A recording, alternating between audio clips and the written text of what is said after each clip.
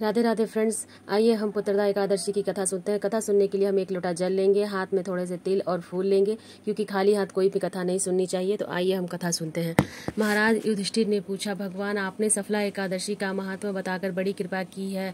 अब आप पुत्रदा एकादशी का महत्व बताइए, उसकी विधि क्या है और उसमें कौन कौन से देवता की पूजा की जाती है। भक्त वत्सल भगवान श्री कृष्ण बोले, हे राजन, इस एकादशी का नाम पुत्रदा एकादशी है। इसमें भी नारायण भगवान की पूजा की जाती है। इस चर और अचर संसार में पुत्रदा एकादशी के व्रत के समान दूसरा कोई व्रत नहीं है। इसके पुण्य से मनुष्य तपस्वी, विद्वान और लक्ष्मीवान होता है। इसकी मैं एक कथा कहता हूँ, सो तुम ध्यान पूर्वक सुनो।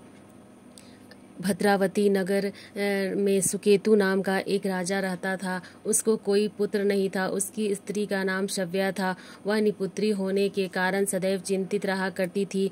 राजा के पितर भी रो रो कर पिंड लिया करते थे और सोचा करते थे कि इसके बाद हमको कोई पिंड देगा या भी नहीं। राजा को भाई, बांधव, धन, आदि हाथी, घोड़े, राज्य और मंत्री, इन सब में किसी से भी संतोष नहीं हुआ था। वह सदैव यही विचार करता था कि मैं मरने के बाद मुझको कौन पिंड दान करेगा। बिना पुत्र के पितरों और देवताओं का ऋण मैं कैसे चुका सकूंगा। जिस घर में पुत्र न हो उस घर में सदैव अंधेरा हो जाता है। इसलिए पुत्र उत्पत्ति के लिए प्रयत्न करता रहता था।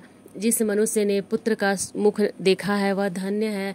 उसको इस लोक में यश और परलोक में शांति मिलती है, अर्थात उनके दोनों लोक सुधर जाते हैं। पूर्ण जन्म के कर्म से ही इस जन्म में पुत्र, धन आदि प्राप्त होते हैं। राजा इसी प्रकार रात दिन चिंता में लगे रहते थे।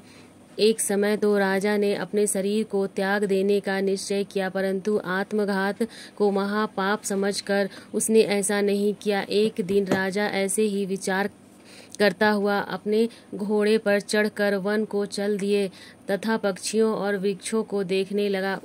उसने देखा कि वन में मृग, व्याघ, सुगर, सिंह, बंदर, सर्प आदि सब भ्रमण कर रहे हैं। हाथी अपने बच्चे और हथनियों के बीच घूम रहा है। इस वन में कहीं तो गीदड़ अपने कसर स्वर से बोल रहा है, वहीं उल्लू ध्वनि कर रहा है।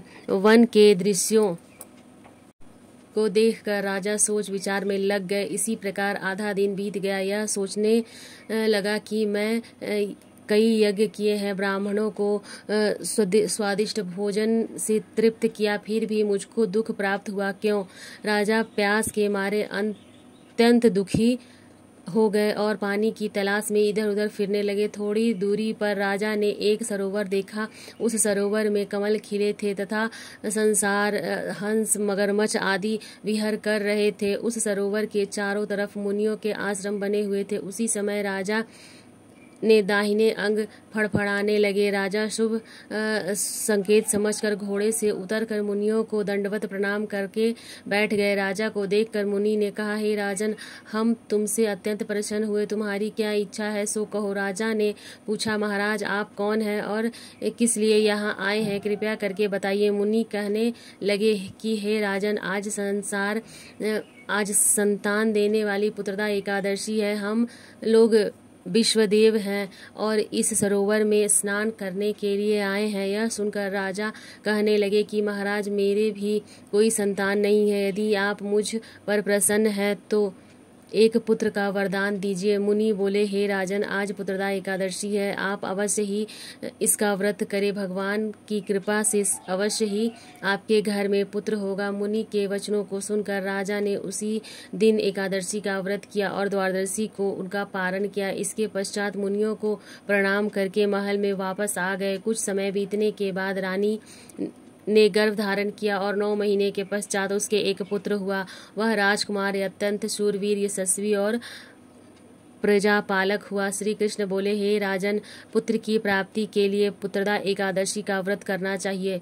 जो मनुष्य इस महात्मा को पढ़ता या सुनता है उसे अंत में स्वर्ग की प्राप्ति होती है। इसके साथ ही हमारी पुत्रदा एकादशी की व्रत कथा समाप्त होती है। कथा समाप्त होने के बाद जो हमने हाथ में फूल और तिल लिया है वो भगवान को समर्पित कर देंगे और प्रार्थना करेंगे अपने पुत्र की लंबी आयु के लिए, और भगवान से प्रार्थना करते हुए हम आरती करेंगे। इसके बाद हमारी पूजा समाप्त हो जाएगी। तो राधे राधे फ्रेंड्स, आपको यह कथा का वीडियो कैसा लगा मुझे कमेंट करके जरूर बताइएगा। आप सभी लोगों का बहुत बहुत धन्यवाद इस वीडियो को अंत तक देखने के लिए। पुत्रदा एकादशी की सभी माताएं बहनें को एक बार फिर से हार्दिक बधाई। आप सभी लोगों को यह वीडियो कैसा लगा मुझे ज़रूर बताइएगा फ्रेंड्स। फिर मिलते हैं किसी अगले वीडियो में। राधे राधे।